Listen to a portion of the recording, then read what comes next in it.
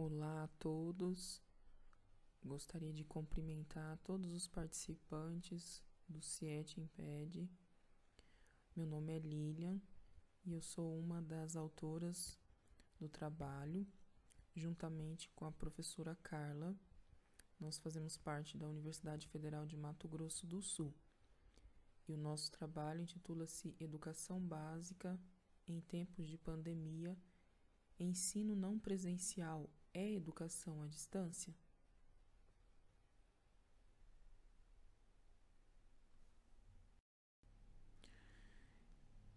A Covid-19 tem afetado a vida das pessoas, as atividades laborais, as práticas sociais em todo o mundo. Desde o final de 2019, quando surgiram os primeiros casos na China e a Organização Mundial da Saúde definiu em 11 de março de 2020 que a sua disseminação comunitária em todos os continentes caracterizava-se como uma pandemia. Não seria diferente na educação básica. De lá para cá, nós vemos vários decretos e portarias sendo publicadas em relação a essa pandemia. O primeiro deles foi lançado em 3 de fevereiro, que é a portaria do Ministério da Saúde, que era sobre as medidas de enfrentamento de emergência da saúde pública. Consequentemente, depois temos a portaria número 343, de 17 de março, que dispõe sobre a substituição das aulas presenciais por aulas em meios digitais enquanto durar a situação de pandemia do novo coronavírus.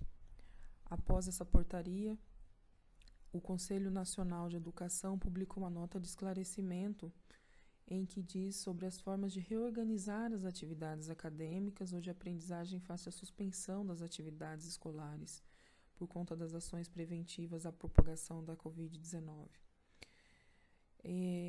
O governo federal também instituiu medida provisória número 934, que estabeleceu normas excepcionais para o ano letivo da educação básica e no ensino superior decorrentes para medidas de enfrentamento à situação de emergência de saúde pública.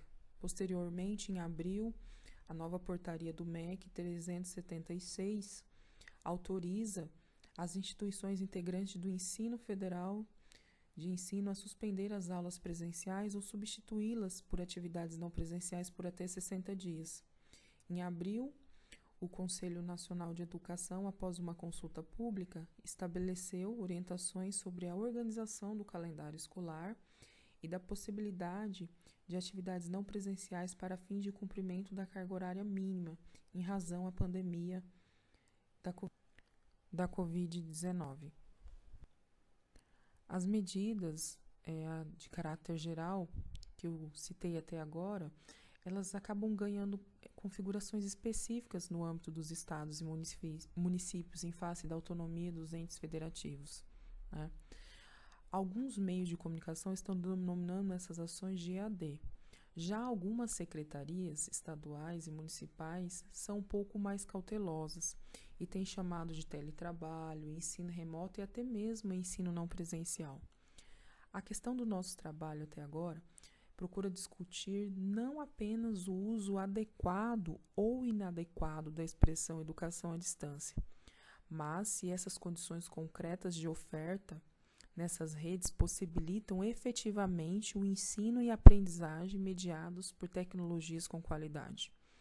Dada essa autonomia administrativa e a particularidade de cada estado e município para esse estudo, nós delimitamos o município de Campo Grande, por ser a capital do estado de Mato Grosso do Sul, e o município com maior população e densidade demográfica do estado.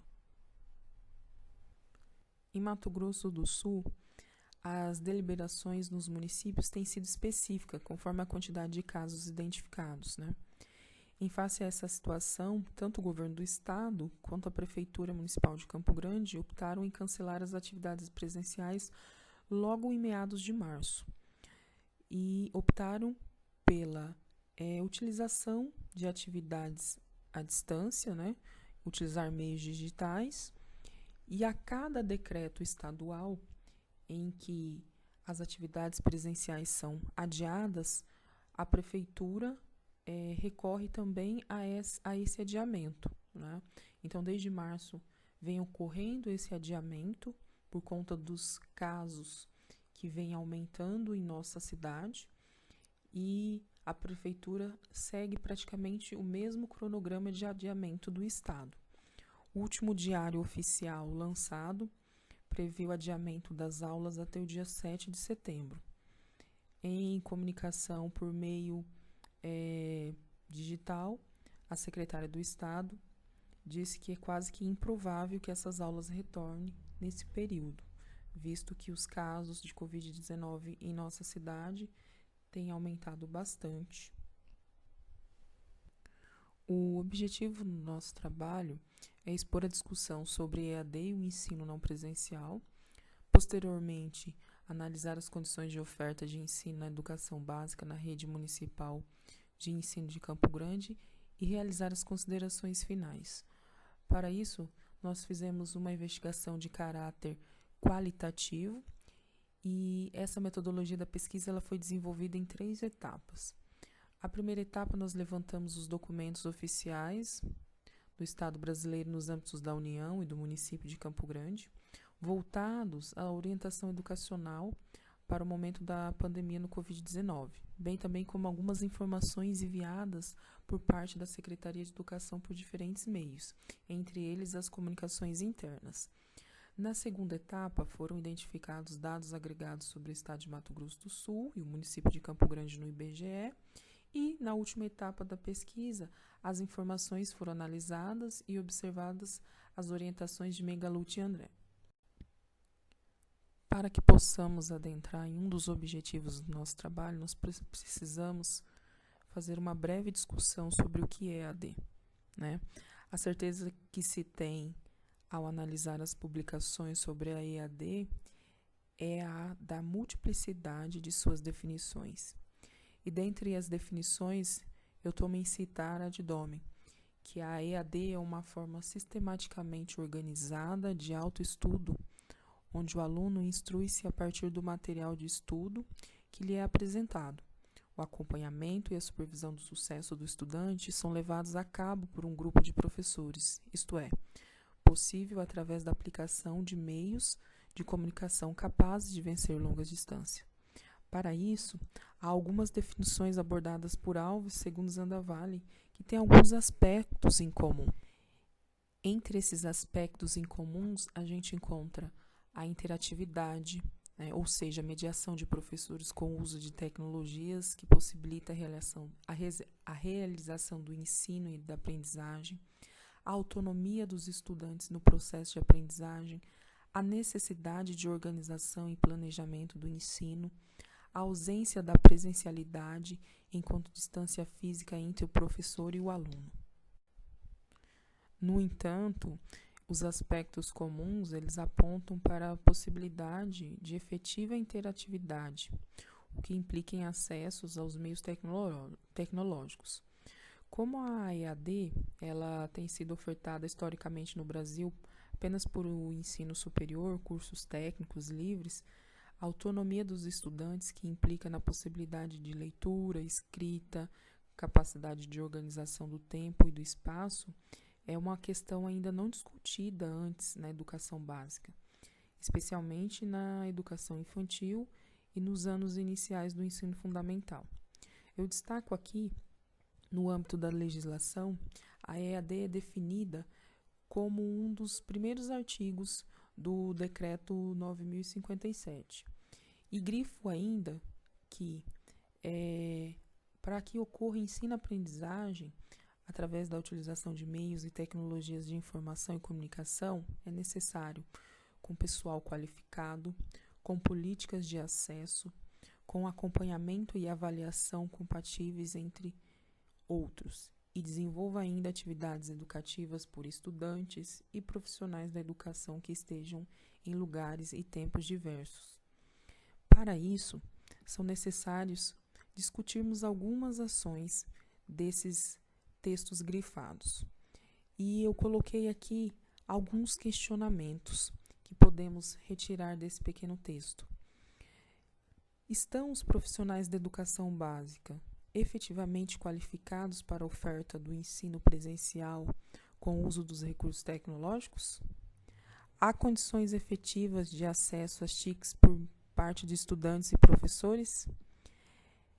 Essas condições estão sendo ofertadas pelo Estado brasileiro em suas diferentes instâncias?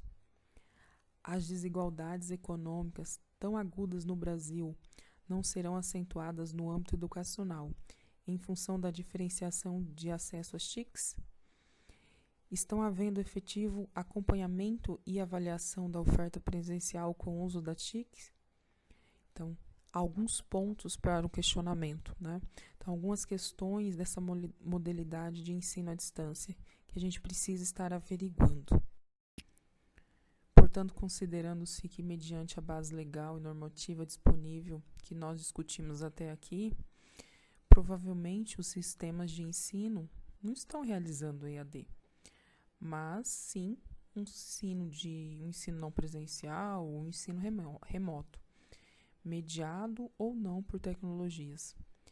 Essa é a condição observada aqui em Campo Grande e eu vou detalhar agora nos próximos slides, né?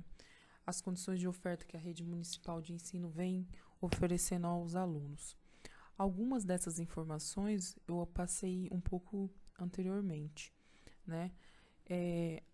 O adiamento das aulas presenciais, mas eu destaco aqui nesse slide que as férias elas foram antecipadas em maio, no período de 7 a 21, cortando-se o contrato dos professores contratados e a nova emissão do ato que prorroga as atividades não presenciais até 7 de agosto. Nessa semana, na terça-feira, a secretária de Educação, seguindo o mesmo decreto da secretária estadual de Educação, delimitou uma semana de férias antecipada, uma pré-férias, que se diz que é um descanso aos professores. Né? Então, não vai ter atendimento nem aos alunos e aos professores também não deverão fazer esse atendimento aos alunos. Nós conseguimos analisar algumas ações indicadas que entram em consonância às orientações do parecer do Conselho Nacional de Educação. Dentre elas, eu destaco aqui que a Prefeitura Municipal tem elaborado um material impresso compatível com a idade da criança para a realização da atividade, que eles chamam de caderno. A escola ela teve uma livre escolha. Ela pode estar elaborando esse caderno de atividades quinzenalmente ou mensalmente, em que o pai, o responsável, pode retirar esse caderno impresso na escola e depois de um certo tempo, esse caderno ele é devolvido na escola respondido, né? O acompanhamento dessas atividades por meio do caderno é escolha de cada escola, né? O professor ele pode fazer o acompanhamento desse aluno pelas mídias sociais, seja o WhatsApp, o Facebook, o Instagram, ou até mesmo algumas escolas fizeram blogs e outras ainda utilizam o Google Sala de Aula como aplicativo para também estar monitorando e auxiliando que esses alunos possam resolver essas atividades dos cadernos, né? Outra questão também que é a oferta de atividades online assíncronas regulares em relação aos conteúdos de acordo com a disponibilidade tecnológica e familiar do aluno, foi o que eu disse para vocês. Há escolas que estão situadas em regiões mais carentes, que esse atendimento pode ser realizado pelo WhatsApp, que é um aplicativo que não consome dados móveis muitas vezes das pessoas, ou através do Facebook, e outras que escolheram utilizar, por exemplo, o Google Sala de Aula. Exercícios e dever de casa de acordo com o material didático utilizado pela escola. Geralmente os professores se reúnem para montar esse caderno baseado no plano anual da disciplina, conforme o bimestre em que o aluno está, né? Observa-se também que as orientações específicas para a educação de jovens e adultos, por meio de orientações sobre o trabalho da equipe pedagógica nas atividades curriculares domiciliares do EJA. E uma coisa que a gente não conseguiu identificar não se observa ações, e não se observou até então algumas ações que não se demonstraram nessas comunicações internas, que era atendimento aos alunos da EJA em situação de privação de liberdade nos estabelecimentos penais, atendimento aos estudantes com deficiências. Em algumas escolas eu observei que os cadernos que são elaborados pelos professores, eles passam por uma adaptação para os alunos que têm deficiências. Atendimento aos estudantes da área rural, quilombolas, indígenas e povos tradicionais. E o que demorou bastante foi a formação de professores para EAD ou para o ensino não presencial. A partir do mês de junho, meados de agosto, é que começaram a ser oferecidas algumas formações à distância para os professores, mas bem remotamente. Continuo ainda falando sobre as condições de oferta, e aí eu destaco sobre os recursos tecnológicos, né, que a prefeitura diz que é de total responsabilidade tanto do professor quanto do estudante. E isso foi destaque em uma das CIs, ou seja, de uma das comunicações internas de 8 de abril de 2020, sobre essa responsabilidade, né? O que vem dificultando a comunicação dos professores com alguns alunos. Alguns alunos não conseguem se comunicar com seus professores, né?